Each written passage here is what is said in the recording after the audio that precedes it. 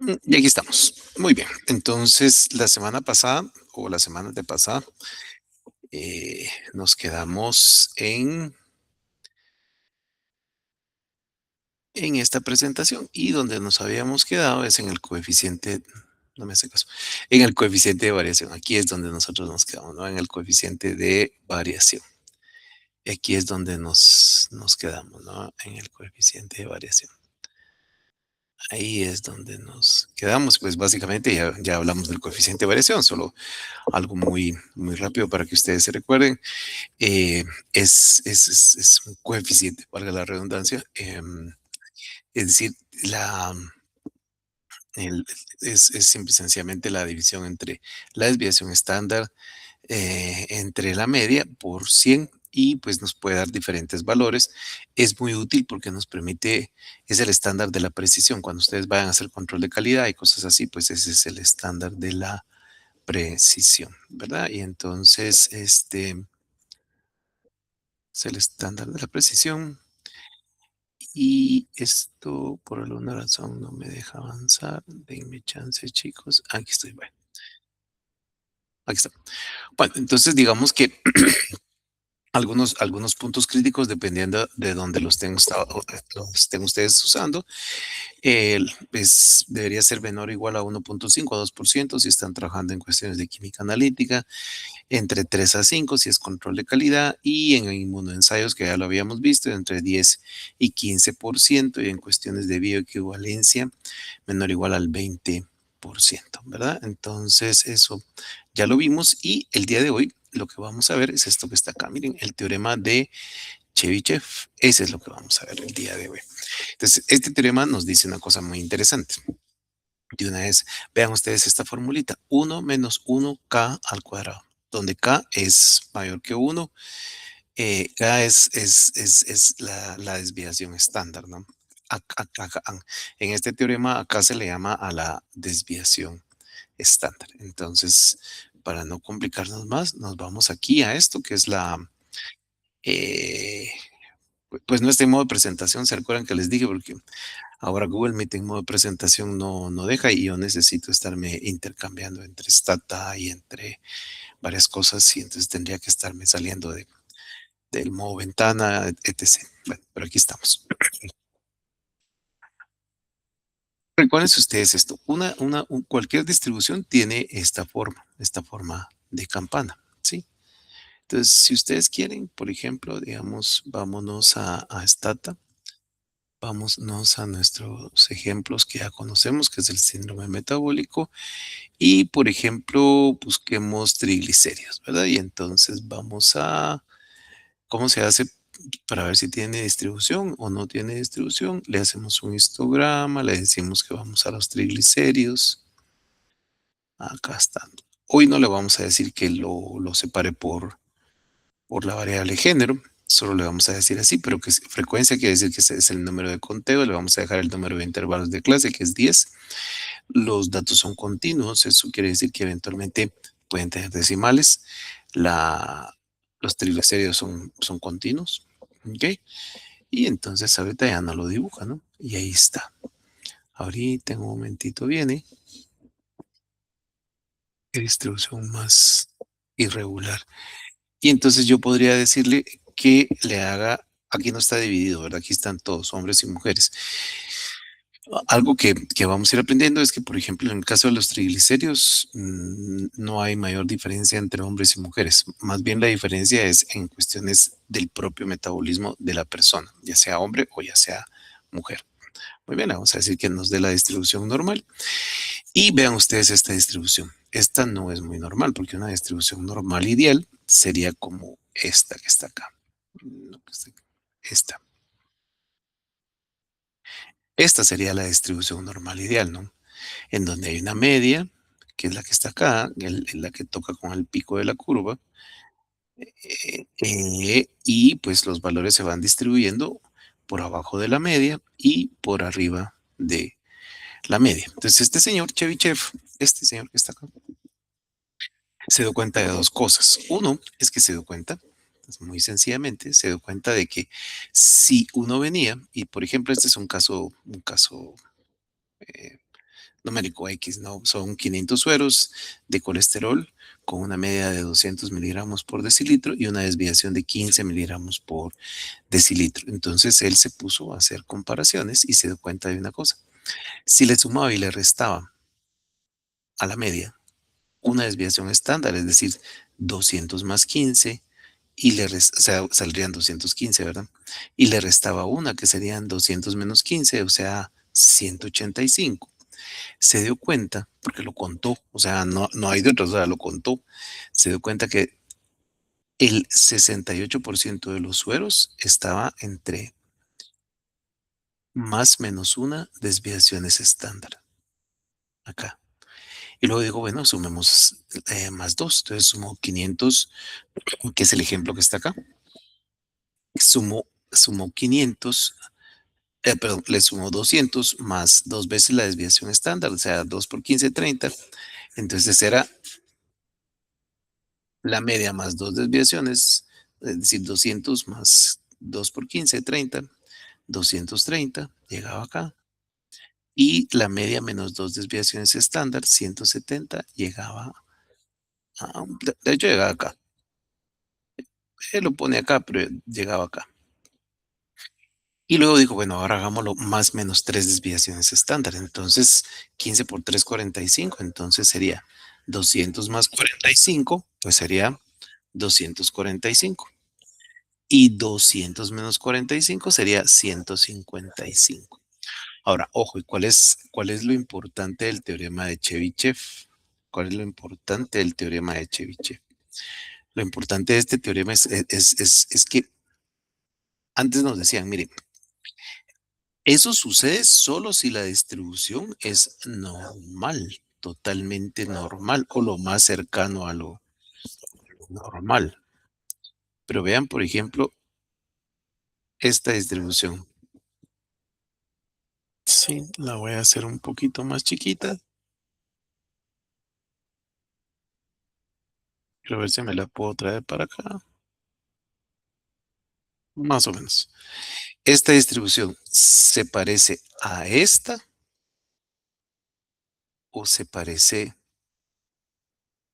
más a esta. Esta distribución realmente, pues lo que tiene es que está sesgada hacia la izquierda, ¿no? Tiene un sesgo hacia la izquierda. La gran cantidad de datos están muy centrados acá y lo que está sucediendo es que hay un grupo pequeño de personas que tienen valores altos, que tal vez los deberíamos considerar como outliers. ¿Se recuerdan que ya vimos eso? Esta pareciera ser que es una... Si quitáramos estos datos de acá, como desde acá, pues ya quedaría una distribución normal más bonita, ¿no? Pero ahorita los estamos metiendo todos, entonces tiene una forma no normal, más parecida a esta, que esta sí realmente es exageradamente no normal, que a esta que es la normal. Estos son datos reales, esto es algo que está en una presentación, esto es algo que está en una presentación, pero, eh, pero ¿dónde está? Aquí está. Pero, aquí si ustedes ven, eh, esto es como lo teórico, no lo que debería existir. Esto es lo que realmente pasa y esto pues es lo que realmente pasa. Entonces, esto no es que se asemeje, pero es como más cercano a la realidad, no es una distribución totalmente normal como esto que está acá. Entonces, lo que se dio cuenta este señor es que se puso a ver y dijo, mire, si yo tomo en la realidad, esta es la teoría, ¿no? Esta es la teoría. Más o menos una desviación estándar es 68%, más o menos 2, 95% y más o menos 3, el 99%. Pero en la realidad, cuando lo hizo y dijo, bueno, entre 70 y 230 hay 375 sueros. ¿Cómo lo hizo? Pues puso los límites y pues ya lo vio. Hay 375 sueros que equivalen al 75%, ¿sí? De los valores, porque cada suero tiene un valor. Y entre 155 y 245 está el 88,89, casi el 90%, ¿sí? Entonces, ¿qué nos dice esto? Lo que nos dice es, mire, realmente, aunque en la práctica uno quisiera que sucediera esto, en la realidad utilizando el concepto del teorema de Chebyshev, y ese es como su gran aporte a la estadística, es que no importa el tipo de distribución. Cuando yo le pongo más o menos dos desviaciones estándar, aprox voy a agarrar el 75% de los valores. Y cuando yo le pongo tres desviaciones estándar para arriba o para abajo, aprox voy a agarrar el 90% de los valores. ¿Para qué me sirve eso? Pues tengo una idea tengo una idea de, en este caso, digamos, supónganse que fueran, no, no 500, porque aquí son 500, pero supónganse que no fueran 500, sino fueran 100. Yo sé que por lo menos, más o menos dos desviaciones estándar, 75 muestras están ahí. Y si fueran tres, si fueran 100 muestras, casi 90 muestras están ahí. Entonces, lo que me sirve es como para saber más o menos en dónde están los valores, ¿no? Me da una idea de los valores. Aunque usamos esto de manera teórica, en la práctica esto realmente es lo que sucede, ¿sí? Esto es la teoría y esta es la práctica.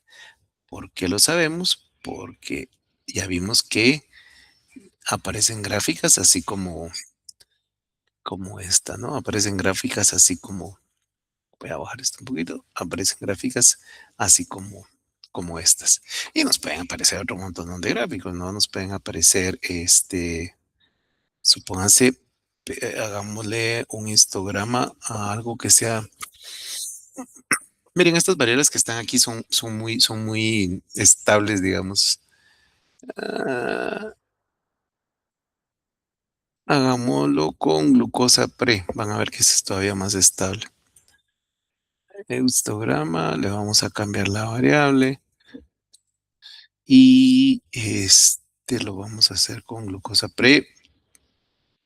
Ojo, no estamos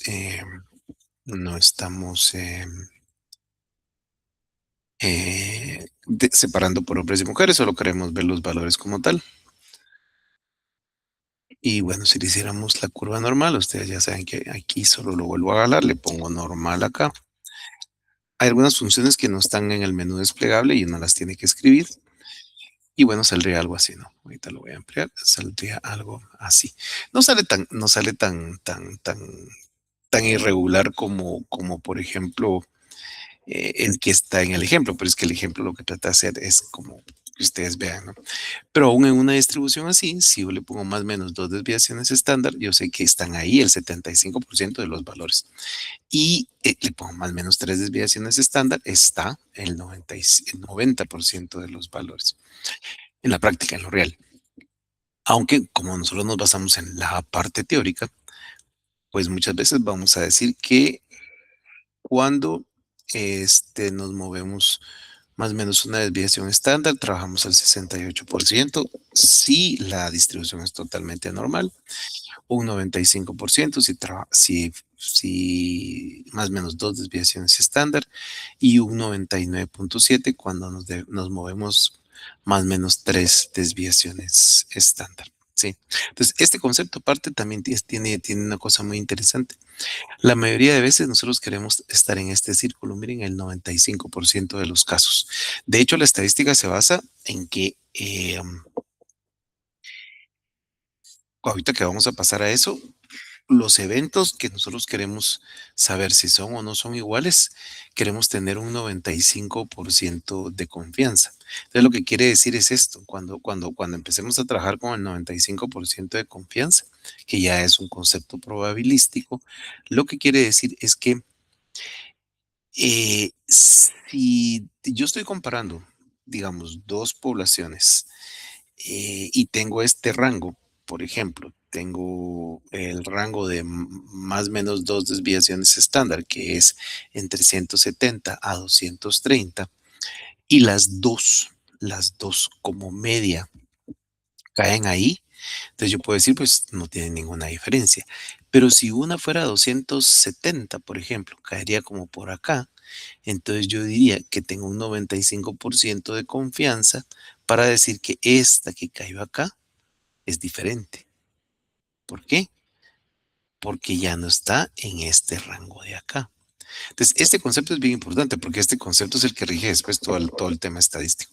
Uno dice, no, voy a trabajar con un 95% de confianza, pues entonces los límites que yo tengo establecidos son, si fuera este el ejemplo, entre 70 y 230. Todo lo que esté entre 70 y 230 son iguales. Yo puedo trabajar con 99% y entonces los límites están entre 155 y 245. La pregunta siempre es, mire, ¿y con qué límites trabajo? 99%, 95% o 68%. Generalmente 68% no se trabaja porque por pura convención. El límite más usado, que ahora le vamos a llamar límites, este que está aquí es el límite inferior, digamos, porque está por abajo de la media, y este que está aquí es el límite superior porque está por arriba de la media, ¿sí? Y aquí en medio pues está la media, ¿no? Entonces, generalmente los límites que usamos son del 95%, siempre, siempre. Aunque esto sea así, este colochero que está acá, no importa, vamos a intentar tratar de entender qué es esto, porque si no tendríamos que utilizar este concepto, que este concepto ahorita lo vamos a ver para qué otras cosas puede servir. Pero, como usamos conceptos teóricos, generalmente decimos, bueno, voy a trabajar con el 95% de confianza. De confianza. ¿De confianza de qué? Que los valores están entre 170 a 230, porque todo el área bajo la curva vale uno, ¿verdad? Y entonces nos da la probabilidad. Entonces, de aquí para acá abarca el 95% del área, que es lo mismo que el 95% de confianza, porque es el concepto de probabilidad. Va, entonces, miren, pues, generalmente en cualquier tipo de estudio, ¿sí? El- Cuando son estudios estándar, eh, pues se trabaja con el 95%. Si yo quiero comparar dos poblaciones, si yo quiero comparar dos medicamentos, no sé, su efectividad, si yo quiero comparar, por ejemplo, la estatura de dos poblaciones, etcétera, etcétera. Pero cuando yo estoy probando medicamentos nuevos, como sucedió con el tema de las vacunas durante el tiempo de la pandemia, entonces yo aumento mi nivel de confianza y digo, voy a trabajar con el 99%. Es decir, si aún trabajando con todo este ancho, lo que salga es superior acá o inferior acá, pues hay un 99% de confianza de que sea diferente o más del 99% de confianza. Algo que es importante que ustedes sepan también es que la curva normal, aunque la representan así, pegada aquí al eje horizontal, no. La curva normal tiene un concepto que se llama asintosidad. Ahorita se los voy a explicar aquí. La curva normal tiene un concepto que se llama asintosidad. Ahorita se los explico. Solo denme un minutito. Muy bien. Ok. Ya, Jorge ya está enterado. Entonces, ahorita se los explico. El concepto se llama mayúsculas, mayúsculas, letras grandotas, grandotas, asintosidad. Ese es el concepto. Y lo que quiere decir es que los bordes, ¿sí? Eh, los bordes de la curva normal nunca tocan el eje horizontal. Entonces, digamos que si uno lo quisiera dibujar, vamos a ver, aquí lo voy a dibujar. Si uno lo quisiera dibujar, lo que quiere decir es que si aquí está el eje vertical, horizontal que digo, es recto, ¿no? Pero aquí no salió tan recto. Y hacemos una curva normal. Esta curva nunca, nunca toca. Puede irse acercando, acercando, acercando, que ya se tocó, pero realmente aquí siempre, siempre, siempre va a haber un espacio entre el borde de la curva y la y la y el eje horizontal. Eso sirve porque si no, no podríamos. Eso lo que permite saber es que al final la curva tiene un área, aunque siempre decimos que tiene un área abajo de la curva de uno, pero ese uno se extiende infinito a la derecha e infinito a la izquierda, si no nos permitiría calcular algunas probabilidades que vamos a calcular más adelante. Entonces, eso es básicamente, digamos, el concepto de... eh, quería enseñarles una cosa. Sí, ¿no? Son los bordes de la curva. Los, la- son los bordes de la curva. Porque, digamos en inglés, estos bordes de la curva se llaman ladder, como ladder de escalera.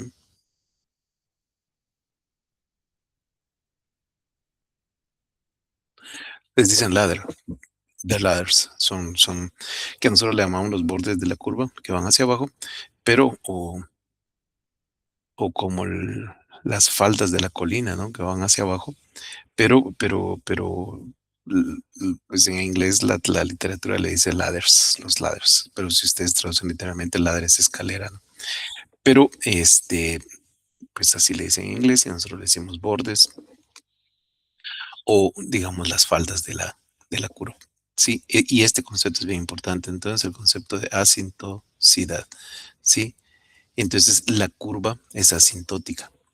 Aquí podemos decir que como el concepto de la asintosidad, que el borde nunca toca el eje horizontal. Entonces, pues la propiedad se llama, o se dice que una curva es asintótica. Ujú, asintótica. Se los voy a apuntar aquí para que no se les vaya a pasar. Entonces, la curva es asintótica. Vamos a regresar al inicio. Entonces, tiene esa propiedad que es la asintosidad, pero la curva es asintótica. Así es la curva, asintótica. Sí, tiene esa propiedad y esa es la curva asintótica. Entonces, lo que pasa es súper útil eso porque pues me permite saber un montón de cosas. Vean ustedes los ejemplos que siguen aquí. Voy a quitar esto un poquito porque ahora sí nos va a, a afectar. Y solo quiero saber dónde voy. Voy acá. Eh,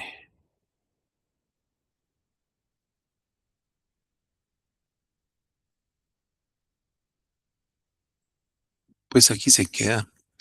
La verdad es que sí, porque luego siguen los gráficos, que esos ya los vimos. Sí, sí, esto pues ya sabemos que es una boxplot. ¿Para qué se usa? Se usa para encontrar valores extremos. Bueno, se usa para encontrar valores extremos y cuando hay dos boxplot juntas, pues entonces puedo comparar su mediana, ¿no? Y me sirve para hacer comparaciones. Un poquito más adelante la vamos a volver a utilizar. Estas son las que ustedes ya conocen, ¿no? El histograma que lo hemos calculado, el gráfico de pastel, que generalmente se usa con variables categóricas, y los gráficos lineales que pues todavía no los vamos a ver, los vamos a ver cuando veamos la regresión. Entonces, este, había por acá, así aquí está. Vean ustedes esto. Por ejemplo, ya integrado todo. Aquí tenemos un reporte de un lote farmacéutico, pues el reporte se llama LIMS y el producto es un producto que se llama API, que tiene 498 miligramos. No usamos la media, sino usamos la mediana. Cuando se hizo la medición, se, se, mm, se encontró una precisión del 1,8%, estaba muy bien. Y digamos que en el caso de la garantía de Chebyshev, que algunas veces se usa, pues sabíamos que el 88,8% de todas las muestras se encontraban entre 480 y 520. Entonces, para el mundo farmacéutico, pues, dependiendo de eh, lo que se esté fabricando, pues tiene límites, sí, tiene límite inferior y tiene límite superior. Entonces, es importante saber que en este lote, entre 480 y 520 se encontraron todos, porque se puede hacer al revés, y eso representaba el 88.8% de todos los valores de ese lote. Entonces ya ustedes como analistas de control de calidad pueden decidir, bueno, este lote, el 88.8% está entre 480 y 520 de algo que se está estudiando, y entonces ustedes dicen, bueno, sí, yo acepto ese 88%. Podrían decir ustedes, no, no lo acepto, no lo acepto, pero eso ya es decisión de ustedes, ¿no? Eso ya es decisión de ustedes, y así es como se usa como ejemplo. Y entonces ahí pues ya terminamos, pues yo creo que después de esto lo que quedaba era que esto ya no lo vimos, ¿se acuerdan? Esto ya no, ya quedaba la parte del tándem gráfico, para qué se usa, etcétera. Eh, y creo que después ya solo me quedaba la bibliografía. Sí, ahí está. Ya solo me quedaba la bibliografía. Esta presentación ya la tienen ustedes. Lo único que quería es que ustedes pues estuvieran muy claras de dónde viene cuando ya estemos utilizando este concepto. Viene de este teorema, del teorema de Chebyshev, que en la realidad puede tener una distribución así, y entonces los valores van a estar como estos, pero cuando los usamos de manera teórica, pues decimos que más o menos dos desviaciones estándar es el 95%, más o menos tres es el 99.7% y más o menos uno es el 68%. Ahora, ojo, esto también tiene una connotación bien importante, pero sumamente importante. Y les voy a explicar por qué. Porque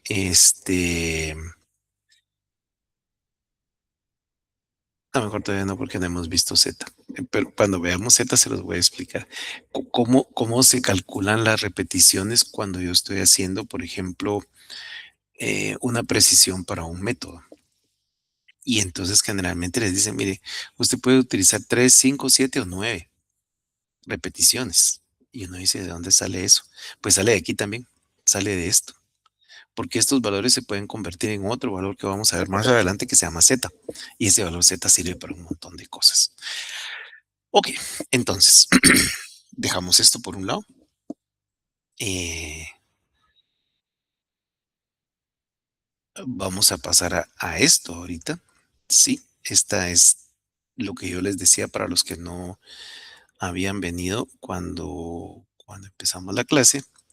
Esta es una presentación que tiene, si ustedes logran ver acá, 198 diapositivas. No sé si lo logran ver, si lo están viendo aquí.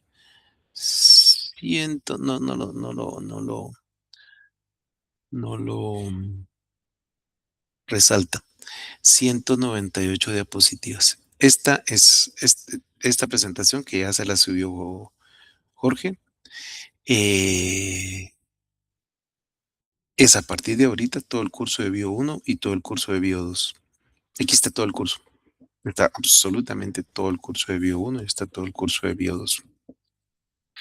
Solo falta agregarle, y por alguna razón nunca lo hacemos, la presentación anterior y la otra presentación, ¿no? Entonces, empieza siempre en la parte de probabilidades. Entonces, ahorita vamos a dejar de lado la, la estadística descriptiva, que en la parte práctica ya vimos que es bien sencilla, ¿no? La estadística descriptiva no es más que hacerle, por ejemplo, yo le digo siempre minúsculas, ¿verdad? Lo puedo hacer con el menú desplegable o lo puedo hacer con summarize, digamos, le voy a poner triglicéridos.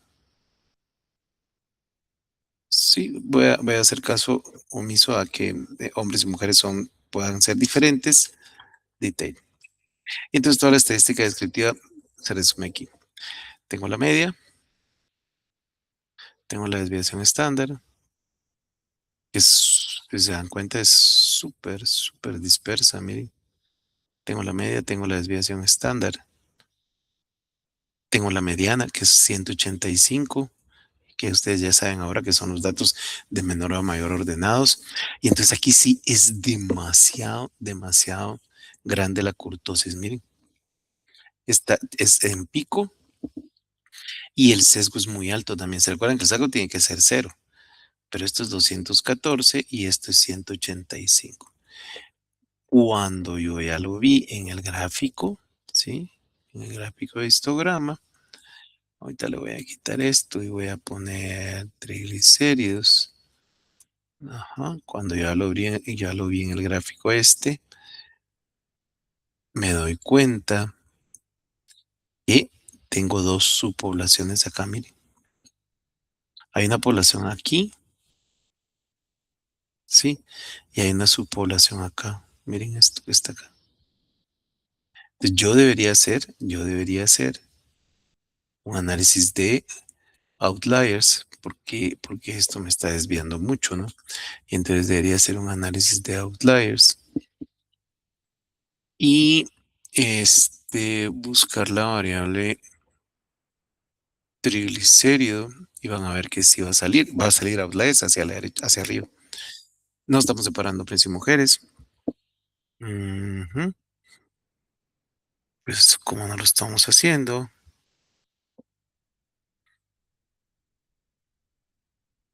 Vean ustedes, esa es toda esta subpoblación. ¿En qué punto todos estos realmente constituyen una subpoblación? Este es el grupo estándar, ¿no? Es el grupo como el otro que ustedes estaban viendo ahí, solo que les quiero enseñar una cosa. Vamos a ver, les voy a enseñar una cosa antes de irnos de esto. Copy graph. Ok. Este, no le voy a seguir dando acá, le voy a dar otro nuevo y le voy a dar pegar. Y quiero que ustedes vean una cosa. Si yo le doy vuelta a esto y lo amplío un poco, está muy grandote.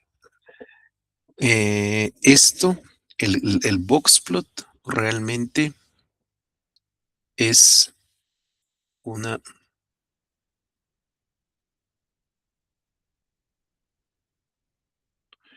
distribución normal. Es una gráfica de distribución normal.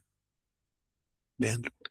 O sea, este señor John Tukey que hizo estas cajas de box, realmente lo que hizo fue que le dio vuelta y en vez de usar valores de conteos, lo que hizo fue que usó percentiles. Pero es una distribución normal, ¿no? Entonces, lo interesante es que aquí la distribución normal real debería estar como por acá, miren. Debería ser, si fuera, sería como una curva así, ¿no? Más o menos, ¿no? Y todos estos que están acá son outliers. Solo que ahora lo estamos viendo al revés, lo estamos viendo así. Ajá. Y entonces ahora tenemos que hacer, ya ustedes lo saben hacer, pero eso es para el laboratorio. Ya ustedes lo saben hacer, pues ver cuántos de estos son outliers. Ahora, ¿y qué hago con esos outliers? Pues aquí son bastantes. No sé cuántos son. Uno, dos, tres, cuatro, cinco, seis, siete. Pues tendría que contar, ¿no? Cuántos son los que están arriba del punto más alto acá. Y todos los que estén ahí los tengo que reportar, digamos, como una subpoblación. A eso le saco su media y entonces digo, miren, a la hora de hacer la parte descriptiva de los datos me encontré con que está la población que es como la población estándar que está acá y una población que tiene datos extremos o outliers. Los separé, pero no solo los separé. Hay un concepto que se llama ética de los datos. O sea, esos datos representan personas, entonces no se les puede dejar de lado, ¿no? Es así como que, eh, bueno, entonces ahora ya no los tomo en cuenta, no. Sí los tomo en cuenta, pero hago una subpoblación y digo, la tabla, si esta era la tabla 3, digamos, la tabla 3A es esta y la tabla 3B es la otra, representan estos datos que son outliers en la población y que deben ser tomados. O sea, puede ser que sea una población de gente que realmente tiene valores muy altos de triglicéridos, ¿no? Pero sí se tienen que reportar, solo que no los metemos dentro de este paquete, porque si los metemos dentro de este paquete, miren la mediana que no se afecta por valores extremos es 185 y La media es 214.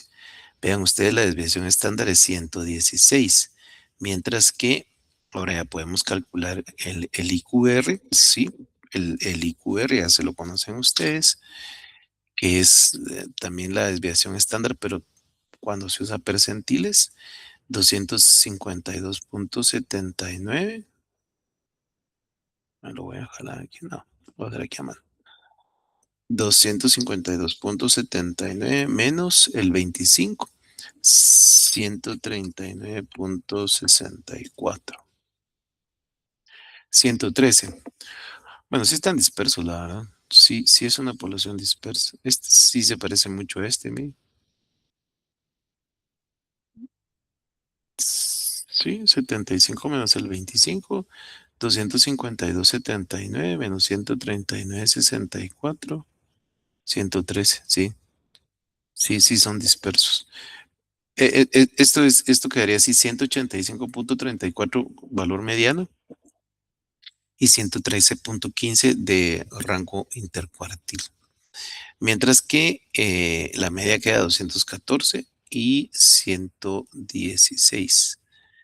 El punto de corte para los triglicéridos es 150. Aquí están elevados de todas maneras 185.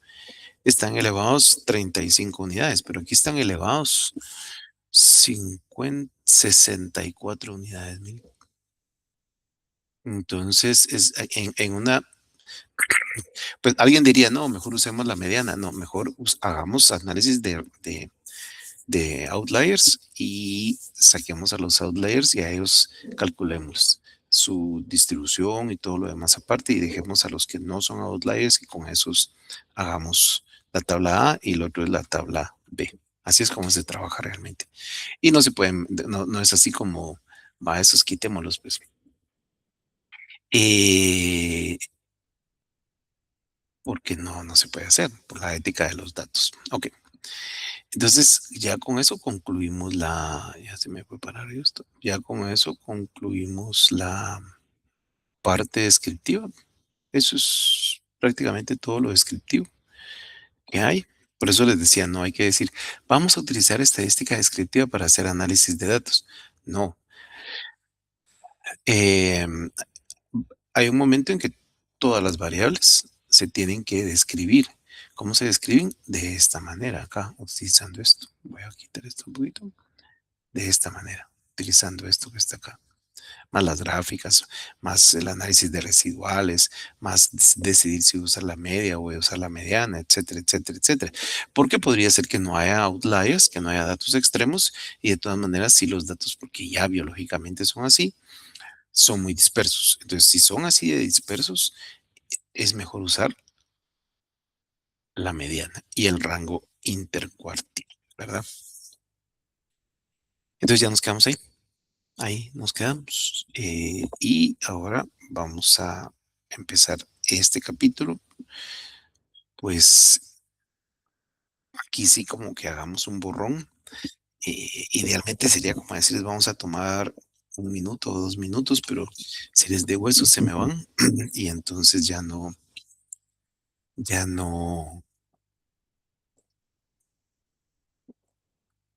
completamos el objetivo del curso, el objetivo de la sesión del día de hoy. Eh, bueno, entonces el objetivo de la sesión del día de hoy también es avanzar en esto, que es la probabilidad, distribuciones de probabilidad y un concepto que es bien útil, que tiene un montón de aplicaciones, que son las tablas de contingencia. Entonces, esta parte de la presentación tiene los siguientes elementos. Los vamos a ver de manera general y el viernes, que sí tenemos clase, este viernes sí tenemos clase porque perdimos la de ayer por el tema de la acreditación y yo no quería que esta clase fuera, porque lo que pude haber hecho es grabarla, pero pues no quería estar con ustedes. Entonces, vamos a ver la definición de probabilidad, ¿sí? Vamos a ver la definición de distribución de probabilidad. Vamos a ver las tres distribuciones más importantes que tiene la estadística, la bioestadística, la epidemiología, la salud pública, todo. La distribución normal, la binomial o la de Poisson. Hay otro montón, no más de distribuciones, pero hay distribución geométrica, hipergeométrica, uniforme, hay muchas. Pero estas son las que más se utilizan, ¿no? La normal, binomial y Poisson. Y vamos a empezar a ver un concepto que se llama tabla de contingencia, que es, también les dicen tablas 2 por 2 o también les dicen el entrecruzamiento de las variables. Esas tres cosas, así los llaman. Si ustedes oyen tablas 2 por 2, tablas de contingencia o entrecruzamiento de las variables, es exactamente lo mismo. Y lo vamos a ver. Ok, entonces hagamos la definición. Sí, la probabilidad sí pertenece a las matemáticas, ¿no? Y básicamente estudia eso, la incertidumbre. Porque todo lo que hacemos, todo lo que medimos, todo lo que afirmamos tiene un nivel de incertidumbre, es decir, tiene un nivel de no certeza. Si no podemos estar 100% seguros de lo que estamos diciendo. Lo que tratamos de hacer es llegar a lo más cercano, a ese 95% que les enseñé aquí. Sí, a este 95%. O sea, a partir de aquí todo se va a basar en esto, en esto. Ok. Entonces, entonces, digamos, nos permite medir qué tan posible es que ocurra un evento determinado. Se expresa entre 0 y 1, ¿sí? Es decir, entre 0 y 100%. ¿Por qué entre 0 y 1? Porque generalmente estamos usando la distribución normal y estamos usando el área bajo la curva. ¿Sí? Cero. O sea, la probabilidad de cero es que un evento es casi imposible. Fíjense que, y les voy a decir una cosa, es imposible en esta, porque esta probabilidad es la que se llama la probabilidad frecuentista, la probabilidad de eventos. Hay un ejemplo muy interesante que quiero que ustedes sepan, y por eso se los quería dar así. Hay un ejemplo muy interesante. Por ejemplo, si estamos haciendo, quiero verlo, lo voy a hacer un poquito más. Ok, si estamos haciendo un estudio de la enfermedad de Chagas. ¿Alguien sabe cuál es la enfermedad de Chagas? Que levante la mano. O si no saben, manita, dedito abajo, dedo abajo o dedo arriba. Enfermedad de Chagas, Trypanosoma cruzi. Ok, en Guate, en muchas regiones parecidas a Guate, existe una chinche, que es la chinche picuda. Ahorita se las enseño esta chinche, miren, pues. La chinche picuda, ahí van a ver que de repente tienen en sus casas. Chinche picuda. En Santa Elena varias hay.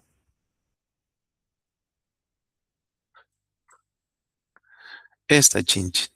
Miren, esta chinche. Esta chinche. ¿No aparece? Aquí está, ya apareció. Chequenla. Está abajo de digamos, si la mayoría de lavatrastos tienen un mueble, ¿no? Y cuando se mueve ese mueble, muchísimas veces por la humedad que se genera y todo lo demás, aparece esta chinche. Esta chinche, esta cosa que tiene aquí, que no lo ha sacado todavía, todos estos insectos tienen, ¿cómo se llama la punta que tienen? A ver, si se recuerdan, ¿cómo se llama? Probóscide, el probóscide.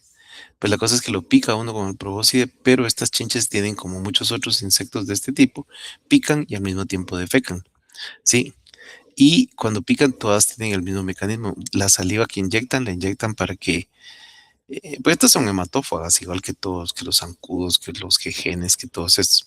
Realmente lo pican a uno para chuparle sangre, pero le dejan a uno la saliva. La saliva sirve para que no coagule y al mismo tiempo defecan. Y entonces, uno en la mañana siente la picazón porque la saliva, pues per se la saliva es antigénica para uno. Uno siente la picazón. Un antígeno es un cuerpo extraño que te entra al cuerpo y que el cuerpo reacciona con una reacción inmunológica. Y entonces pica, uno se rasca, pero como cerquita de donde picó dejaron las heces están infectadas con un parásito que se llama Trypanosoma cruzi. El Trypanosoma cruzi, aquí está, miren. Guatemala es endémica de Trypanosoma cruzi. Sí, este bichito, miren. Aquí está la chinche. Este es el Trypanosoma cruzi, miren. Este es el Trypanosoma cruzi, ¿sí? Sí, es monocelular. Aquí están los Trypanosoma cruzi. Y entonces resulta que el Trypanosoma cruzi ya viaja en la sangre y se aloja en el corazón. Y puede pasar 30 años en el músculo cardíaco, en el músculo del corazón. Y los primeros síntomas es porque la gente empieza a sentir molestias y causan cardiomegalia. La gente no se muere, pero disminuye muchísimo la calidad de vida de las personas. Tener un corazón agrandado, pues definitivamente es complicado. Y este es el ciclo de vida. Este es el ciclo de vida este es el ciclo de vida del Trypanosoma cruzi, ¿no? Eh, Realmente los perros no lo transmiten en Guatemala. Las ratas sí, nosotros no tenemos mapaches. Y lo que pasa es que aquí en Guatemala se ha asociado también a aves de patio, patios de tierra. Antes decían que era, eh, ¿cómo se llama? Paredes de adobe, pero pues las paredes de adobe han cambiado y de todas maneras en el blog ahí están, ¿sí? Entonces, ¿por qué les cuento todo esto? Por una razón muy sencilla. Porque en esta presentación estamos diciendo, si no hay casos, cero quiere decir que no hay casos. Supongamos, por ejemplo, vamos a una aldea aquí cerca en Amatitlán, digamos, y hacemos un estudio de serológico, le sacamos sangre a la gente, no tiene anticuerpos contra Trypanosoma cruzi, y entonces decimos, no, no hay casos, esto es cero. Esto quiere decir que es imposible, pero ojo, ojo. Echadas, sí, y todas las muestras son negativas, diríamos en el mundo frecuentista, que así se llama esta estadística, la frecuencia porque, pues, porque es por número de casos, frecuentista, entonces diríamos que es negativo. O sea, hay un cero. Pero hay otra estadística, que es la estadística bayesiana, ¿sí? Que viene del teorema de Bayes, que lo vamos a ver. La estadística bayesiana dice lo siguiente. Sí se observó, porque lo que pasa es que se llega a las comunidades porque la gente reporta que hay chinches. Se buscan las chinches y cuando se buscan las chinches se encuentra el parásito. ¿Sí? Por aquí está el parásito. Se le busca la chincha en la pancita. ¿Sí? Y ahí está el parásito. ¿Sí? Ahí está el parásito. Se hacen los frotes, se tiñe con Gimsa o con cualquier otro y ahí está el parásito. Entonces hay una probabilidad, ¿sí? Hay una probabilidad. Sí se observó en las chinchas. Entonces quiere decir que hay una probabilidad de que como la chinche sí busca al humano porque es hematófaga 100%, y si estaban en las casas, pues tiene que haber en algún momento contacto con los humanos, pero los humanos y las chinches viven ahí, y las chinches ya se infectaron por todo ese ciclo que vieron ahí. Entonces la estadística bayesiana habla de algo que se llama como la probabilidad a priori. Hablamos de ese concepto. Nosotros no enseñamos estadística bayesiana porque ya no cabe, ya no cabría en el programa. O sea, pero la estadística bayesiana es la estadística de la probabilidad a priori. Entonces yo digo, bueno, me encontré una comunidad cerca de esa comunidad donde está ahí y ahí sí encontramos que había 2 casos positivos de 100 muestras. Quiere decir que es el 0,02% o el 0,02% de probabilidad. No, 2 dividido 100 es punto. Sí, ¿o no? Vamos a ver. 2 dividido 100. 2 dividido 100. Vamos a ver. Sí, punto 02. 2 dividido 100. Ey, ¿qué pasó acá? 2 dividido 100. 0,02. ¿Por 100? Sí, es el 100%. el 2%. Entonces quiere decir que, que hay, claro, ustedes me van a decir, hay un 2% de positividad en las chinches, ¿sí? Ah, no, perdón, este estudio fue de otra comunidad en donde dos personas resultaron positivas de 100 personas que se muestrearon, digamos que son aldeas chiquitas. Entonces hay un 2% de probabilidad de tener enfermedad de Chagas. Entonces vengo yo y digo, bueno, eso quiere decir que esta aldea que donde yo vine y me dijeron de manera frecuentista que es negativo,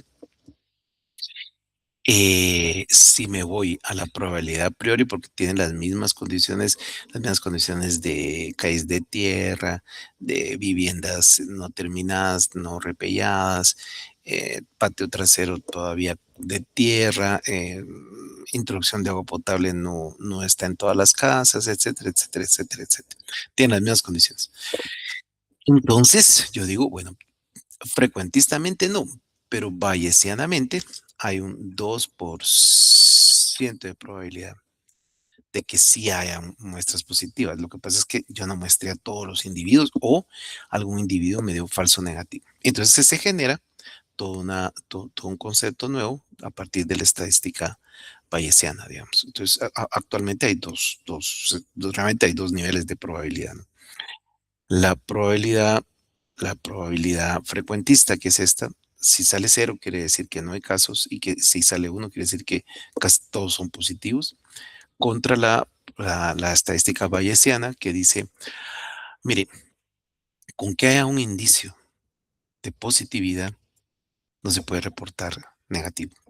Entonces lo que se reporta es un concepto que se llama intervalo de credibilidad. Ahí ya no se habla de probabilidad, sino se llama de credibilidad.